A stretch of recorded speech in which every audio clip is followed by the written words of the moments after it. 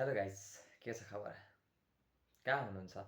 जहाँ हुनुहुन्छ स्वस्थ रहनुहोस्, मस्त रहनुहोस् र ऊर्जाशील बनिरहनको लागि प्रयत्न गरिरहनुहोस्।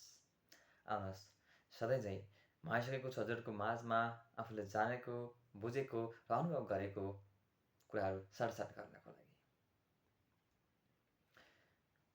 गौतम बुद्धको भनाइअनुसार जीवन एक ऊर्जा हो। ऊर्जालाई जसरी परिचालन गर्छौँ त्यसरी नै चल्छ। हामी सही बाटोमा हिँड्छौँ भन्दा भन्दै पनि गलततिर जान सक्छौँ। बस एउटा अनुशासनको खेल हो। त्यस्तै लाग्छ जिन्दगी अहिले आफूले भोग्दै गर्दा पनि। उहाँले भनेका कुराहरू अनुभूति गर्दै गर्दा हरेक शब्दहरू मर्म स्पर्शपूर्ण छन्, संवेदनशील छन्।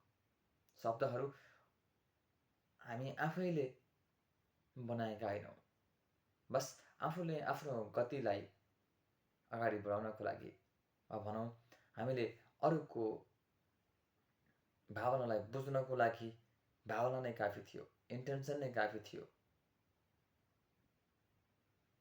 भाषा त एक माध्यम बन्यो जो भाषाले पनि अरू कुरालाई अझ जताउन सकियोस्,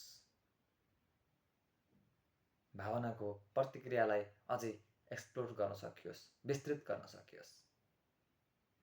यही क्रममा हरेक ठाउँमा हरेक परिस्थिति अनुसार फरक फरक ल्याङ्ग्वेजहरू भयो, कोड बन्यो, एउटा सङ्केत बन्यो। तिनै सङ्केतहरूले मानिस बाँचिरहेका छ, एक अर्कोलाई सहयोग गर्न तत्पर छ। तर त्यहाँभन्दा पनि ठुलो एउटा प्रकृतिको जो अनुपम शक्ति छ, ऊर्जा छ, त्यस ऊर्जा भावना हो, त्यो इन्टेन्सन हो, मर्म हो, जो कयौँ शताब्दीदेखि आफूलाई अध्ययन गरेका व्यक्तिहरूले बताइसक्नु भएको छ, भनिसक्नु भएको छ।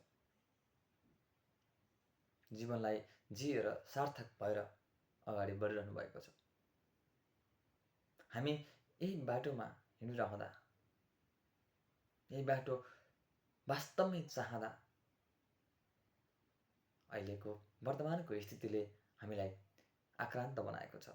किनकि धेरै सूचनाहरू छन्, धेरै खबरहरू छन्। ती खबरहरूले हामीलाई दोधारमा पारेको छ, कन्फ्युजनमा पारेको छ, धेरै अनुसन्धान गर्न बाध्य बनाएको छ। तसर्थ हामी जीवनलाई यही हो भनेर हामी भ्रममा बसिरहे पनि अर्को कुराले फेरि यो होइन भन्ने यथार्थ जनाइदिन्छ। किनकि हामीले यथेष्ट प्रमाणहरू आफ्नो जीवनको रहस्यहरूलाई उजागर गरेको हुँदैनौँ। मात्रै एउटा कुराहरू दोहोऱ्याएर जो हाम्रो जीवनलाई सङ्कल्परत रहेर सार्थकताको बाटोमा अगाडि बढ्न हामी प्रयास गर्छौँ, तब मात्रै जीवन सरल बन्नेछ। अनुशासन आफैबाट उत्पन्न हुन्छ, कुनै नियम, कुनै नीति आवश्यक पर्दैन। जो आत्मकेन्द्रित भएर आफ्नो जीवनलाई जिउने प्रयास गरिरहेको छ ऊ आफैमा संयमित हुन्छ, कसैको बहकाउमा आउन सक्दैन। हरेक ती आत्म अध्ययनशील व्यक्तिहरू जसले प्रयत्न गरे आफ्नो हरेक कला कौशललाई वा आफ्नो गुण अवगुणलाई चिने, पहिचान गरे, तिनीहरू आफैसँग विजयी भए। अरू कसैसँग तुलना गरेनन् उनीहरूले। आफ्नो जीवनलाई सार्थकताको बाटोमा अगाडि बढाए। सार्थक कसरी हुन्छ त? अरूले भनेको कुराहरू मान्दैमा सार्थक हुन्छ वा नमान्दैमा सार्थक हुन्छ। बस आफ्नो आत्मा केन्द्रित भएका कुराहरू जो आफू हो, म को हुँ त? म यहाँ आउनुको रहस्य के हो त? वा म यो जीवन लिउनुको वा जीवनमा रहनुको मतलब के त? जिउन सबै जिएको छ, वा भनौँ सबै बाँचेको छ, तर जिउन कसरी जिएको छ त? कुन पलमा जिएको छ त? कुन क्षणमा जिएको छ त? त्यो कुराले फरक पार्छ।